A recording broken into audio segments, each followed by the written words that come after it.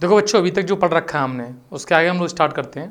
अब उसमें ये क्वेश्चन जो है, जैसे पिछला क्वेश्चन हमने देखा था, ये केस स्टडी का था, फर्स्ट वाला कंप्लीट हो गया था। अब जो नेक्स्ट कैटेगरी है वो उसमें क्या है, क्वेश्चन तो सारे तुम्हें इजी ही दिखाई देंगे, यही ध्यान से देखोगे तो। क्या कह रहा है, Pankaj father gave him some money to buy avocado.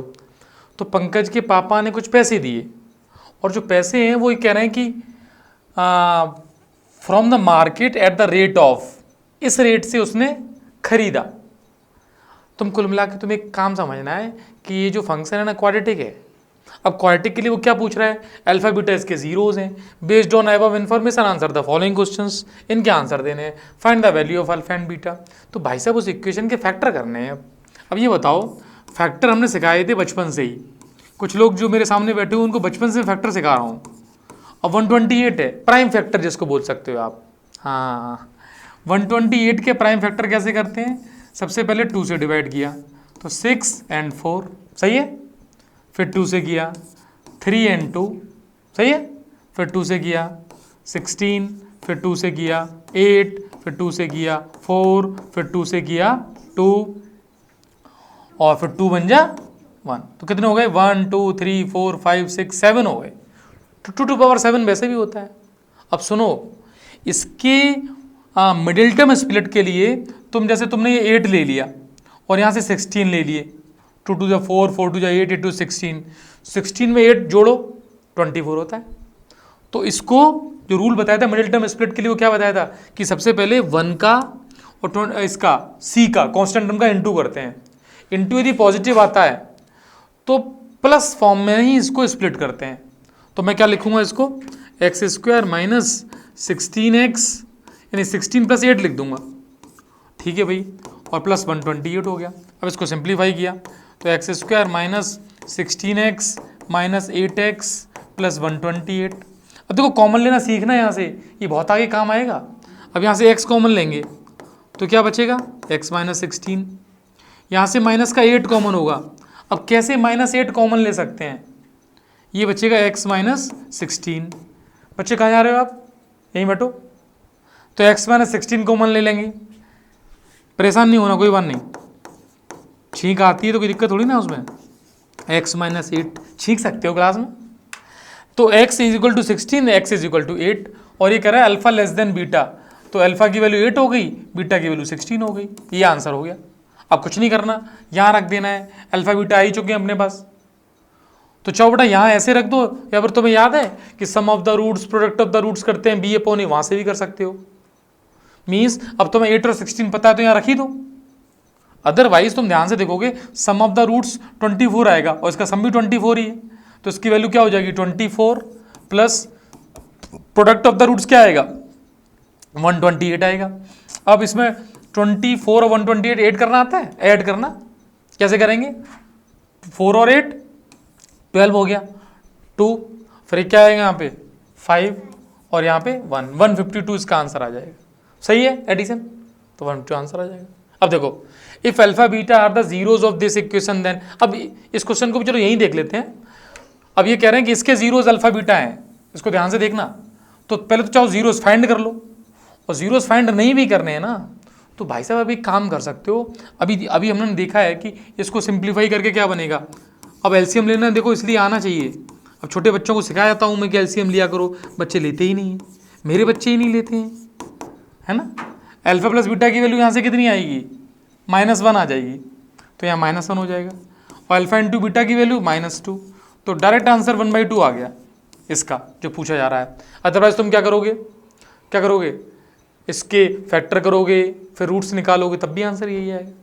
ठीक है, तो चलते हैं नेक्स्ट क्वेश्चन पे, नोट कर लो इसको, ठीक है, देख लो एक बार, समझ में आया कि नहीं आया, देख लो, आ गया, ठीक है।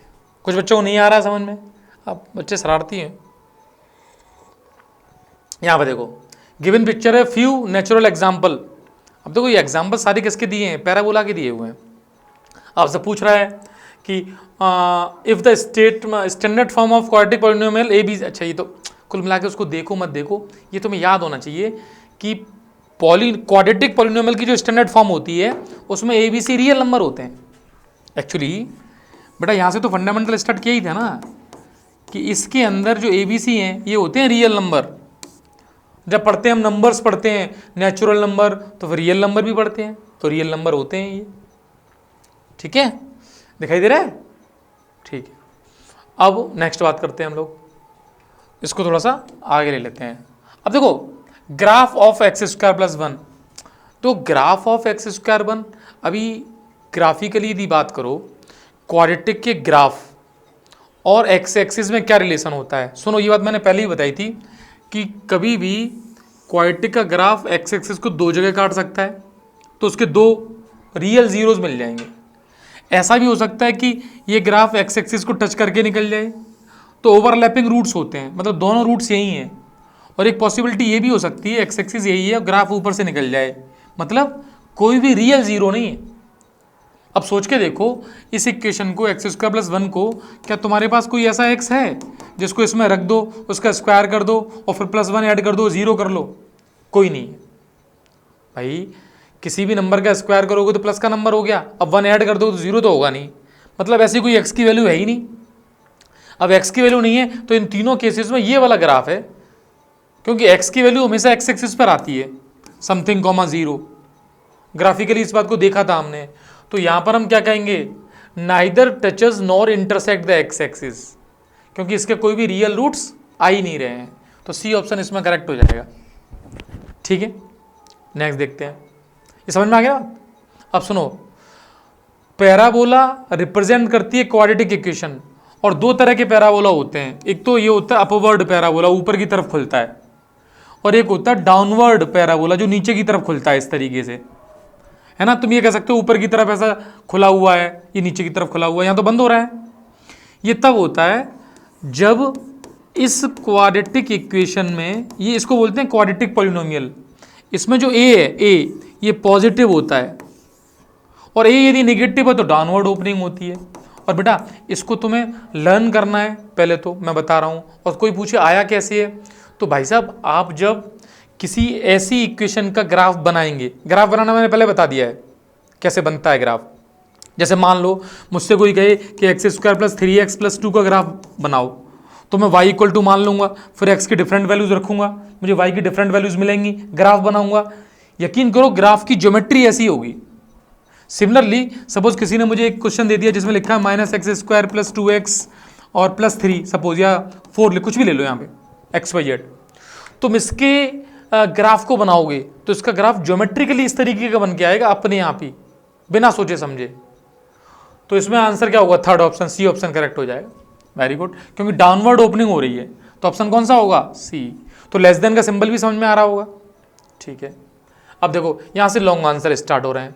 तो अभी तक हमने हालांकि ऐसे क्वेश्चन पढ़ रहे हैं, हो सकता है इसका रिपीटिशन चल रहा हो, लेकिन ध्यान से समझना है, कुछ भी नहीं है इस क्वेश्चन के अंदर। fx गिवन है, तो सबसे पहले तो एक बात आती है कि इस fx को सही फॉर्मेशन में लिखना पड़ेगा। मीन्स इसमें क्या होता है, ax square plus B x plus C होता है। बच्चों इधर ध्यान दो, ax square plus B x plus C होता है, बोर्ड की तरफ ध्यान देना बहुत जरूरी है। तो इसमें क्या करेंगे हम, यहाँ पे देखो -8k और प्लस के 8, ये मैंने कॉमन ले लिया ऐसा, x -9, तो पता है ये a है, ये b है, ये c है, c की वैल्यू -9 है। अब क्वेश्चन क्या कह रहा है, if one of the zero of the polynomial is negative of other, इसके दो जीरोज हैं, एक दूसरे का नेगेटिव है, इसका मतलब एक 5 है तो दूसरा -5 है, एक 2 है तो दूसरा -2 है। तो मुझे ये बताओ ऐसे जीरोज जिनको मैं ऐड करूं यदि सपोज, और एक की वैल्यू 2 है, एक की -2 है, तो ये सम कितना हो जाएगा, 0।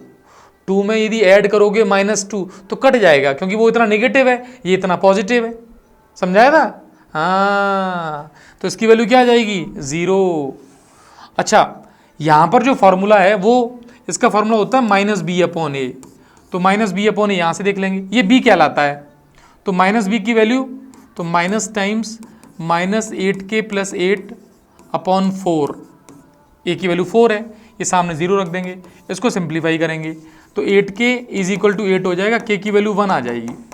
तो k की वैल्यू पूछ गई, 1 आ गई, k नहीं पूछा गया, k तो निकालो आप, और k निकालने के बाद यहाँ पे रख दो, तो k की वैल्यू 1 मैंने यहाँ रख दी, तो इक्वेशन बन गई x² + 3x + 2। अब करें इसके जीरोस बताओ, तो मिडिल टर्म स्प्लिट से इसके फैक्टर कर देंगे। तो 3 को लिखेंगे 2 × 1, तो 2 + 1 लिख देंगे। तो बेटा इसके फैक्टर x + 1 और x + 2 आ जाएंगे, ये तुम करके देख लो। तो यहाँ से 0 जाएंगे, x = -1 और x = -2। मल्टीप्लाई करके देख लो, इक्वेशन बन जाएगी। मिडिल टर्म स्प्लिट तो आता ही है ना, बस उसी से किया है। बात समझ में आ रही है? सिंपल सा क्वेश्चन है, 5 मार्क्स का क्वेश्चन है ये। हाँ, इंपॉर्टेंस समझनी है। अब देखिए नेक्स्ट देखिए, if P Q R the zeros of the polynomial. अब टी के टर्म में दिया है तो बच्चों को बस डरना नहीं है कि टी के टर्म में तो पी क्यू इसके जीरोज हैं, तो पी प्लस क्यू की वैल्यू कितनी हो जाएगी, -b/a, तो 4 आ जाएगी। और p × q की वैल्यू कितनी हो जाएगी, 3 हो जाएगी। अब आपको कुछ नहीं करना है, क्या करना है, इसको सिंप्लीफाई कर दो। 1/p + 1/q - 2pq + 14/3, और ये 0 के इक्वल प्रूव करना है। देखो अपने आप आएगा अभी, यहाँ एलसीएम ले लिया pq, ये हो गया p + q - 2pq + 14/3। अब मुझे बताओ p + q कितना है, 4, और pq कितना है, 3, तो 4/3 - 2 × 3 6 हो जाएगा, तो 2 × 3 लिख लो, + 14/3। अच्छा बच्चे ये दोनों देखो प्लस के हैं, इसके आगे कोई साइन नहीं होता तो प्लस होता है ना, तो इसको और इसको ऐड कर लेंगे हम, और ये सब्ट्रैक्ट करेंगे। याद रखना चाहिए ये रूल। तो यहाँ पे क्या ऐड हो रहा है, 4/3 में 14/3, तो 4/3 14/3 -6। ध्यान से देखो, ये हो जाएगा 18/3, 18/3 -6 मीन्स 6 - 6, और ये कितना आ गया, 0। यही प्रूव करना था, ये 0 के इक्वल है। बात समझ में आ रही है? बस थोड़ा सा तुम सीरियसली समझोगे, बात समझ में आएगी। ऐसा कुछ हो नहीं सकता कि बात तुम्हें समझ में ना आए, आ जाएगी बात समझ में। थोड़ा ध्यान से देखो, आप देख लो एक बार, ठीक है। वो बड़ा बच्चा कहाँ है, आउटसाइड, ठीक, कोई बात नहीं। चलिए इसको देखिए, देखो आपको इस क्वेश्चन को ध्यान से थोड़ा देखना पड़ेगा। तब तक मैं चाय पी लेता हूँ, हाँ, आप इस क्वेश्चन को देखिए। देखो अब इस क्वेश्चन की बात करते हैं, ध्यान से देखना, इस क्वेश्चन में समझना, जितना भी समझ में आया कोशिश करना। Alpha beta are the zeros of the polynomial. अब देखो 2x² - 5x + 7, इसके जीरोज की बात चल रही है, तो तुम जीरोज फाइंड भी कर सकते हो। वैसे तो मिडिल टर्म स्प्लिट करके जीरोज निकाल सकता हूँ, यानी इस क्वेश्चन को मैं 2 तरीके से कर सकता हूँ। जैसे मैं जीरोज फाइंड करूँ तो एक तो सम करके 5 आने में दिक्कत होगी भाई साहब, तो जीरोज तो नहीं निकल पाएंगे, क्योंकि 2 × 7 ये 14 हो गया। अब सम करके मुझे 5 लेके आना, वो पॉसिबिलिटी नहीं है। तो यहाँ से मैं कर सकता हूँ कि अल्फा + बीटा की value by the formula -b/a, तो ये 5/2 हो गया, और अल्फा × बीटा c/a, तो 7/2 हो गया। इसको यूज़ कर लेंगे। अब जो नई इक्वेशन बनानी है पॉलिनोमियल, उसके लिए मैंने फॉर्मूला बताया था कि k × x² - sum of the roots × x + product of the roots होता है। ये हमें याद रखना है। अब बात आती है कि सम ऑफ द रूट्स कैसे निकालेंगे, तो रूट्स ये हैं, तो इनका सम कर देंगे।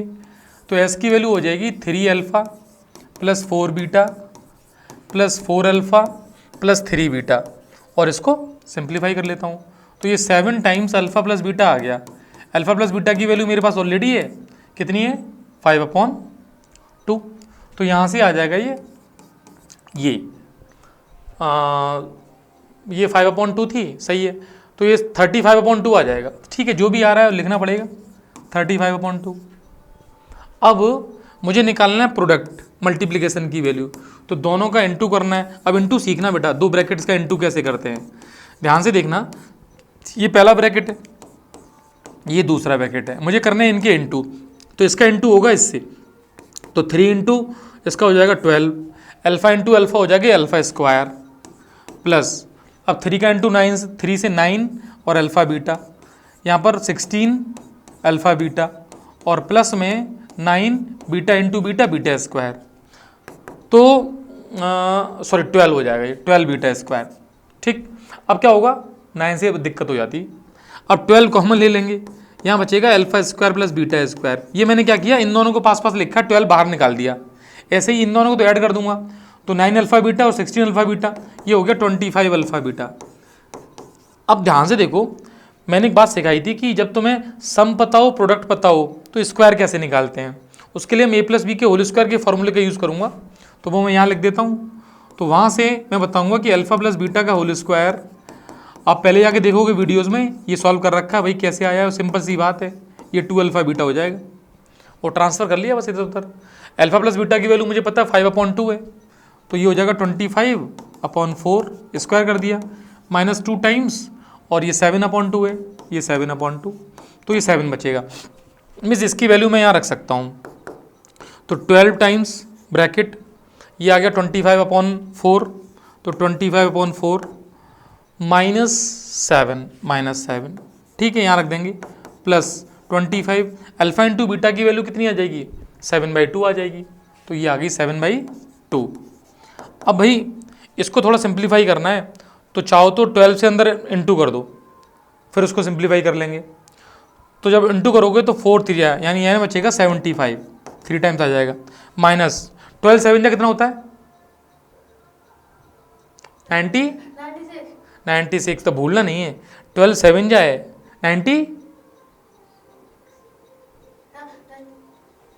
84 होता है भाई साहब, हाँ 84। और यहाँ पर ये सिंप्लीफाई करोगे तो ये बचेगा 25 7 जा 175, ध्यान देना है कैलकुलेशन में, अपॉन 2। इसको थोड़ा सिंप्लीफाई कर लेते हैं, तो ये बचेगा, कैलकुलेशन देख लेंगे, 175/2, और यहाँ 75 और 84 कितना बचेगा, -9, तो ये हो जाएगा -9, तो 175 - 18/2 ये आ जाएगा। तो 175 में से 10 गए कितना, 165, और 165 में से 8 गए तो 65, 165 में से 8 जाएंगे तो कितने भाई साहब, 165, 8, तो 160 और 3 और माइनस कर दो, 157/2 आ जाएगा। देखो भाई ये कैलकुलेशन तभी कर पाओगे जब आपको टेबल वेबल लर्न है, इसलिए मैं कहता हूँ टेबल लर्न करो बार बार।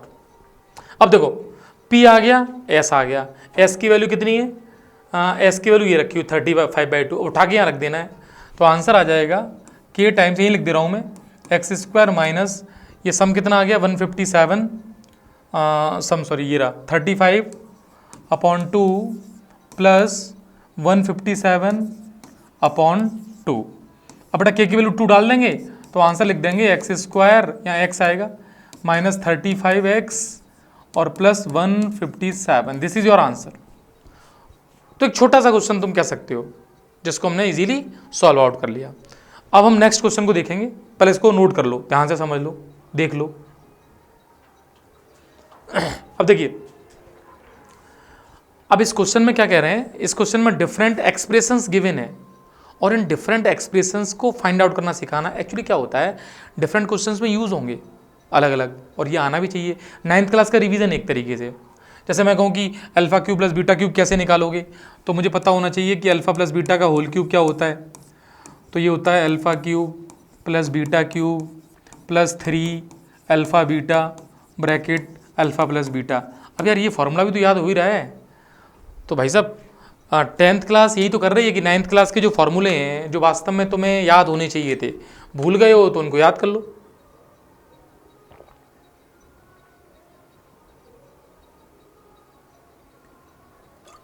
ठीक है, चलो देखते हैं। तो बात करते हैं इस क्वेश्चन की, मतलब इतना तो कर ही लिया। अब मैं alpha cube plus beta cube की बात करूं तो alpha cube plus beta cube क्या हो जाएगा, ये हो जाएगा अल्फा प्लस बीटा का होल क्यूब, और अल्फा प्लस बीटा की वैल्यू वहाँ से रख दूंगा। कुल मिला के इस एक्सप्रेशन को लिखना सीखो तुम। इस एक्सप्रेशन के अंदर तुम्हें समझ में आनी चाहिए कि सारी वैल्यूज अवेलेबल हैं जो यहाँ रखनी है।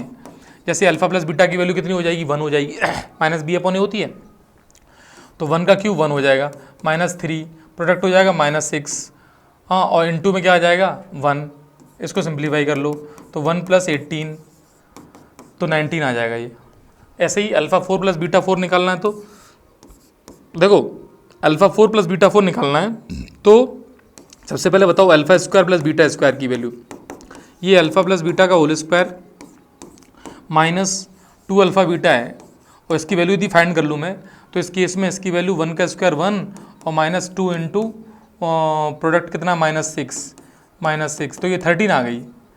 अब मैं आपसे कहूँ कि मुझे इसका भी स्क्वायर कर देना है, तो बताओ अल्फ़ा प्लस बीटा का होल स्क्वायर, इसका होल स्क्वायर क्या हो जाएगा, तो अल्फ़ा की पावर 4 प्लस बीटा की power 4 plus 2 alpha square beta square, ये निकालना है मुझे। इसकी वैल्यू कितनी है 13, तो 13 का स्क्वायर 169 इज इक्वल टू, ये मुझे फाइंड करना है alpha 4 plus beta 4 plus 2 alpha into beta का होल स्क्वायर लिख सकता हूँ इसको मैं।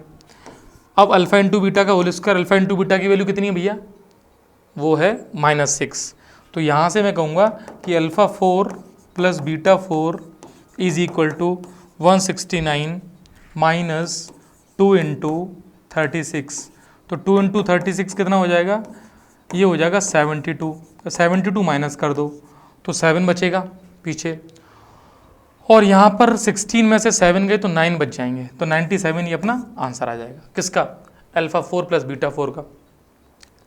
सेम प्रोसेस से अल्फ़ा माइनस बीटा फाइंड करेंगे, तो अल्फ़ा माइनस बीटा को मैं यहाँ लिख देता हूँ। देखो ये सब चीज़ें जो बताई जा रही हैं कि वही है कि फार्मूला लगाना भूलना नहीं है, बस इतना याद रखना है। देखो अल्फ़ा माइनस बीटा की पावर स्क्वायर करके इसको देख लेते हैं। जैसे इसको मैंने स्क्वायर कर दिया तो ये बन जाएगा alpha square plus beta square minus 2 alpha beta. अभी तो इतना आसान है कि alpha square plus beta square भी मुझे पता है। देखो ध्यान से, alpha square plus beta square की वैल्यू कितनी है 13 है। तो एक काम करो फिर, तो अब इसको जब इसी फॉर्मेट में करना है तो इजीली हम काम करें कि इस वैल्यू को वहाँ पे 13 को यूज़ कर लेते हैं, जो होगा वो आ जाएगा। तो 13 माइनस 2 इंटू इसकी वैल्यू -6, तो ये 13 प्लस 12 कितना आ गया 25 आ गया। किसकी वैल्यू आ गई है 25 अल्फ़ा माइनस बीटा की। हालांकि ये सब फार्मूले तुम्हें पता होने चाहिए, कैसे हम लोग सिंप्लीफाई कर रहे हैं, ये सब आना चाहिए भाई साहब, देख लो। ठीक है, यहाँ तक आगे देखते हैं। अब इस क्वेश्चन की बात करते हैं। If the sum of the zeros is zero, तो अच्छा एक सिंपल सा क्वेश्चन है, वो 9th क्लास का फॉर्मूला पूछना चाह रहा है। अब आंसर किसके टर्म में बात करते हैं, ये कह रहा है सम जीरो है, तो सम होता है -b/a, तो अल्फ़ा प्लस बीटा का सम होता है -b/a। इस केस में यहाँ पर ही ध्यान से देखूँ तो -b/a की वैल्यू आ जाएगी p plus Q plus r upon 5, और ये कह रहा है ये ज़ीरो है, ये ज़ीरो, इसका मतलब मैं कह सकता हूँ p plus Q plus r is equal to zero है। और एक बात बताऊँ आपको, ये क्वेश्चन बना ही इसलिए था, अब वो पूछ रहा है p cube Q cube plus r cube. याद करो 9th क्लास को, a cube plus b cube plus c cube minus 3abc, मतलब यहाँ पे -3pqr में लिख लूँ तो इसकी वैल्यू क्या आएगी p plus Q plus r, और ब्रैकेट में चलता था p square plus Q square plus r square minus P Q minus Q R minus R P. जब ये ज़ीरो हो गया तो अल्टीमेटली पूरा ज़ीरो हो गया। मीन्स मैं ये कह सकता हूँ कि P cube plus Q cube plus R cube की वैल्यू कितनी आ जाएगी 3pqr। अब इस क्वेश्चन में pqr यदि दे देता तो मैं इसका आंसर बता देता। फिलहाल इस क्वेश्चन के हिसाब से देखते हुए इसका आंसर यही हो जाएगा, क्योंकि मेरे पास वो जो pqr वाला काम है वो गिवन नहीं है, तो फिर आंसर मुझे यही टिक करना पड़ेगा। ठीक है, चलिए नेक्स्ट देखिए। If the sum of the zeros, अब ये प्रीवियस ईयर क्वेश्चन यहाँ से स्टार्ट हो रहे हैं। देखो लेटेस्ट ईयर्स क्वेश्चन 24 का क्वेश्चन आ रहा है। क्या कह रहा है, sum of the zeros of the polynomial is √2। तो सम ऑफ द जीरोज का फॉर्मूला अल्फा प्लस बीटा होता है -b/a, इसकी वैल्यू दे रखी है √2। b की वैल्यू यहाँ पर कितनी हो जाएगी -k√2, a की वैल्यू कितनी है 2 इज इक्वल टू कितना है √2, तो k√2/2 is equal to √2। Simplify करेंगे तो k की वैल्यू कितनी आ गई 2 आ गई, ये कट जाएगा, ये तो चला जाएगा 1 टाइम्स। इतना तो मैथमेटिक्स आनी चाहिए, आप आती होगी। ठीक है, ठीक है, चलें आगे देखते हैं ना। If alpha beta are the zeros of the polynomial, मैं तो आपके लिए एक एक क्वेश्चन पहले हो चुका है नहीं हो चुका डजेंट मैटर, प्रीवियस ईयर है तुम्हें भी करने हैं मुझे भी करने हैं। तो क्या लिखा है kx² -30x प्लस 45k। अब मैं क्या करूँगा यहाँ से अल्फा प्लस बीटा निकालूंगा, तो ये -b/a से आ जाएगा 30/k। ठीक है, अल्फा इंटू बीटा c/a, तो 45k/k ये कैंसिल आउट हो जाएगा। अब मुझे ये एक रिलेशन दिया है, उस रिलेशन में रख दूंगा। तो alpha plus beta is equal to given है alpha beta, means 30/k is equal to है 45। तो k की वैल्यू आ गई 30/45, आप 15 से काट लो तो ये आपको समझ में आएगा कि 2/3 आ जाएगी। तो 15 की टेबल लर्न होनी चाहिए, याद होगी सबको, ठीक है। Next, find the zeros of the quadratic polynomial. बच्चों ये क्वेश्चन मेरे पास इसलिए आया है कि मैं आपको बता सकूं कि कैसे करते हैं मिडिल टर्म स्प्लिट। तो 2 3 3, तो 6 - 3 लिख दूंगा मैं, 2x² - 6x + 3x - 9। इतना टफ क्वेश्चन हे भगवान क्यों दिया है? लेकिन हमें किसी क्वेश्चन को टफ और इजी नहीं समझना है। एज अ वर्क रूल सारे क्वेश्चन मेरे लिए टफ हैं और सारे मेरे लिए इजी हैं। बस बात करती है कि मेरे बच्चों को समझ में आ रहा है कि नहीं आ रहा है। तुम्हें आ रहा है देन इट इज़ ओके, चलेगा, ठीक है। 24 का ही क्वेश्चन है, देख लो। अब 24 में 8th का क्वेश्चन दिया एक तरीके से, ये कह सकते हो आप। चलिए next, if alpha beta are the zeros of the polynomial then find the value of this. Again 23 question है बेचारा। इस क्वेश्चन को तो करते करते ही हम लोग यहाँ तक आए थे। ऐसे क्वेश्चंस के लिए देखो ये दिया जाता है। मैं आपसे तब समझाता आपको कि बेटा क्यों ऐसी चीज़ें हमें पढ़नी चाहिए। अब सम ऑफ द रूट्स यहाँ रख देंगे, मीन्स यहाँ रख देंगे 1/2, तो 1/2 का स्क्वायर हो जाएगा, is equal to α² + β² + 2 alpha into beta कितना है -1/2। ये कैंसिल आउट हो जाएगा। इसको सिंप्लीफाई करें तो α² + β² की वैल्यू आ जाएगी 1/4 + 1। इसको सिंप्लीफाई कर देंगे, 5/4 इज योर आंसर आ जाएगा। 5/4 देख लो ध्यान से, कॉन्सेप्ट तो यही है, इजी कॉन्सेप्ट है भाई, ठीक है। चलिए नेक्स्ट देखिए, find the number of quadratic polynomial. बेटा ये फिर एक रिपीटेड क्वेश्चन हो गया। जब तुम्हें 2 जीरोज दिए जाएं तो क्वाड्रेटिक पॉलिनोमियल इनफाइनाइट बनते हैं, क्योंकि याद करो k टाइम्स जब मैं लिखता हूँ x² - sum of the roots यहाँ आएगा into x plus product of the roots आएगा। तो for different values of k there is a infinite many possibilities. तो मैं कह सकता हूँ कि इनफाइनाइट जीरोज हो सकते हैं इसके, तो हो ही जाएंगे ओबियसली, मतलब इनफाइनाइट क्वाड्रेटिक पॉलिनोमियल बन सकते हैं k की डिफरेंट वैल्यूज पे, ठीक है। नेक्स्ट ये आ रही है कि केस स्टडी है नहीं, असर्शन रीजन है। तो असर्शन रीजन के 4 ऑप्शन के बारे में जो बकवास दे रहा है वो तुम देख लो भाई साहब, ये ऊपर से लिखा है, हम तो ये पढ़ते हैं। और ध्यान से समझना, देखो असर्शन रीजन, मैं आपसे कहूँ कि असर्शन रीजन करना क्यों नेसेसिटी है, क्योंकि ये आपकी कॉन्सेप्चुअल अंडरस्टैंडिंग को डिफाइन करेगा कि इस बच्चे ने इस चैप्टर को किस हद तक समझा हुआ है। छोटी छोटी बातों पर बताया जाएगा यहाँ पर। अब जैसे पहला क्वेश्चन क्या कह रहा है, if the graph of a polynomial touches X axis only at 1 point. अच्छा, ओनली एट 1 पॉइंट पर टच करने पर ये कहना है can not be a quadratic polynomial. यार जो बताए थे रिपीटेड रूट वो इसी फंडे के लिए तो होते हैं।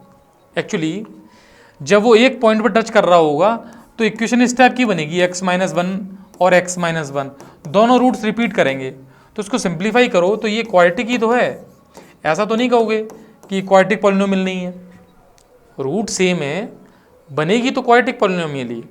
तो इसके लिए इस केस में असर्शन कैसा है अपना, ये कह रहा है कैन नॉट, तो असर्शन हो गया फॉल्स। और असर्शन फॉल्स होते ही तुम रीजन को देखो मत देखो, वैसे रीजन सही होगा, नहीं तो ऑप्शन नहीं मिल पाएगा। अब रीजन क्या कह रहा है, a polynomial of degree n can have at most n zeros.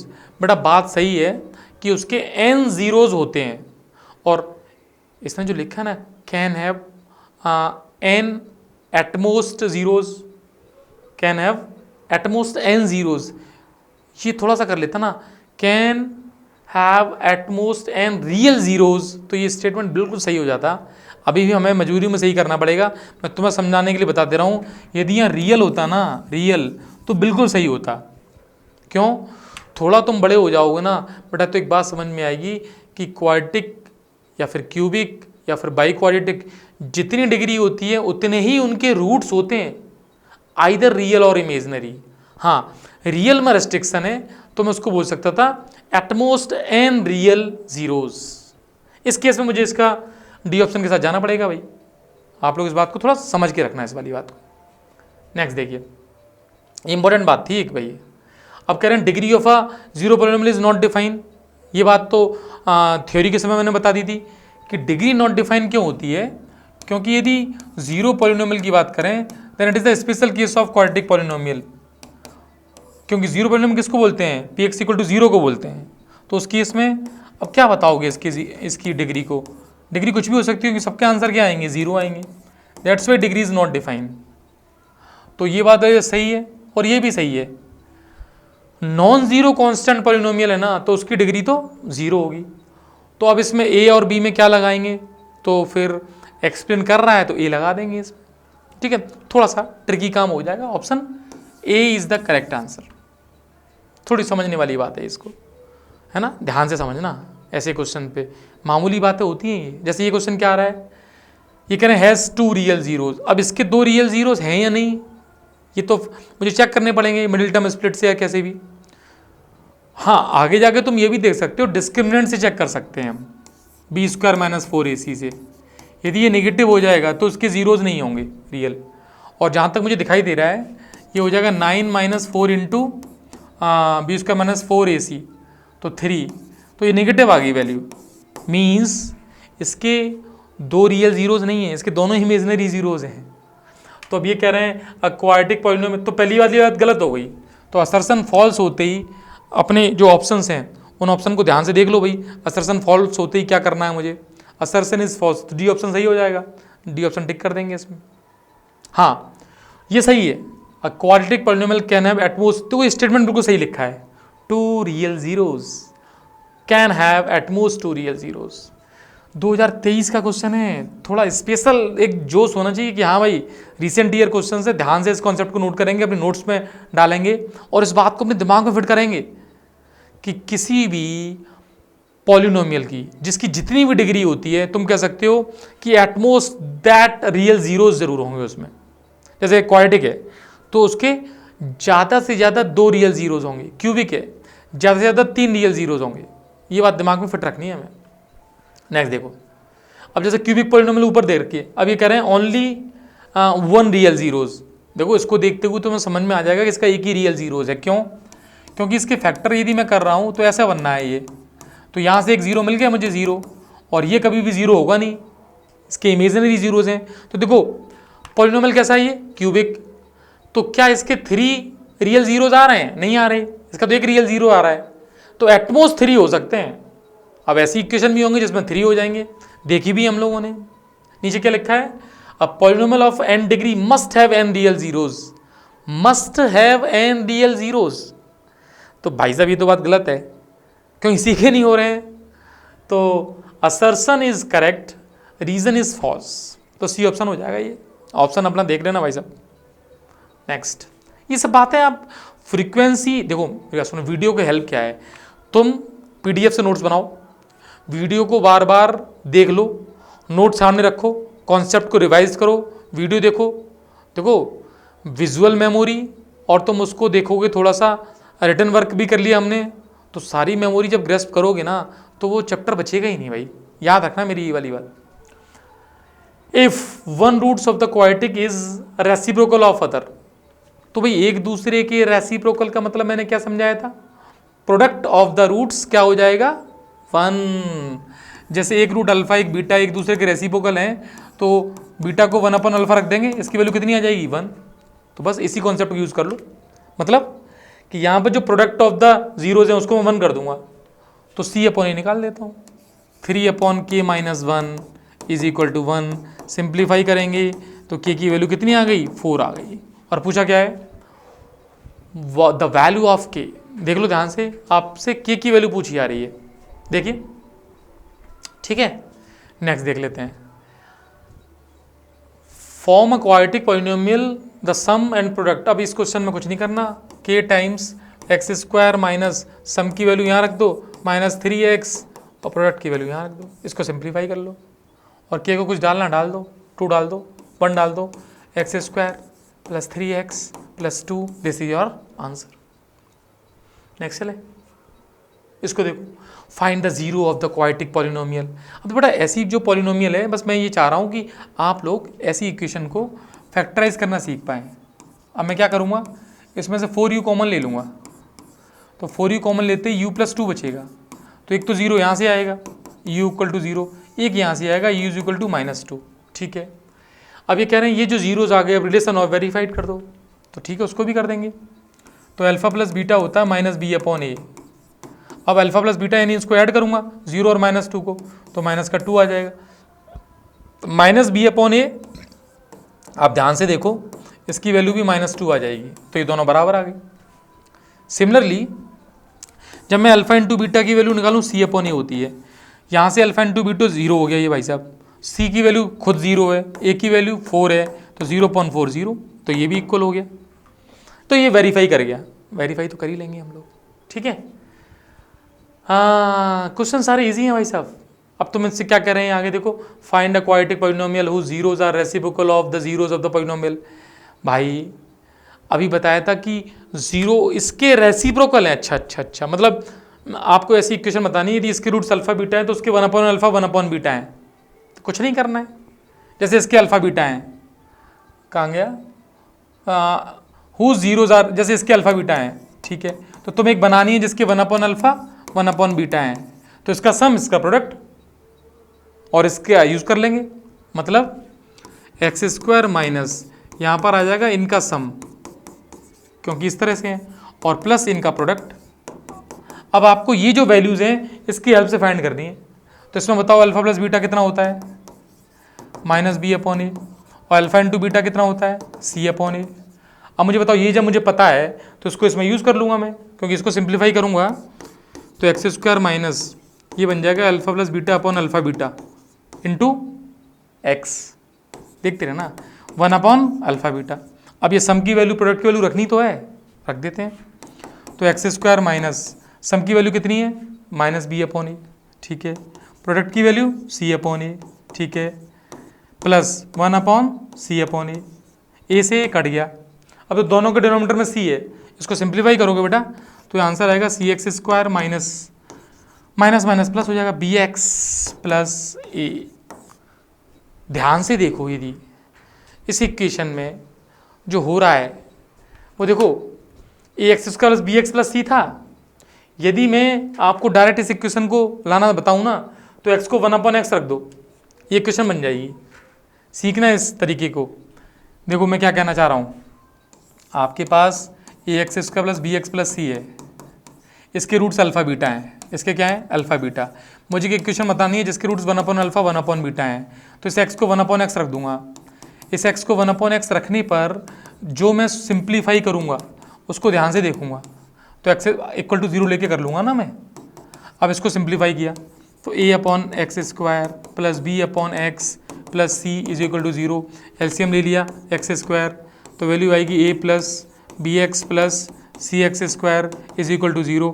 इसको सिंप्लीफाई और किया तो ये cx² plus B x plus a बराबर 0। देखो यही तो इक्वेशन थी, देख लो ना, ये रही cx² plus B x plus a, वही ये रही cx² plus B x plus a. इसको शॉर्टकट नहीं बोलना, ऐसा बहुत सारे मतलब आपको एक्सप्रेशन सिंप्लीफाई करना सिखा देंगे, देखना उनमें, ठीक है। चलिए, क्वेश्चंस की कमी नहीं है, क्वेश्चन बहुत सारे हैं और हम कंटिन्यू करते रहेंगे उसको, ठीक है।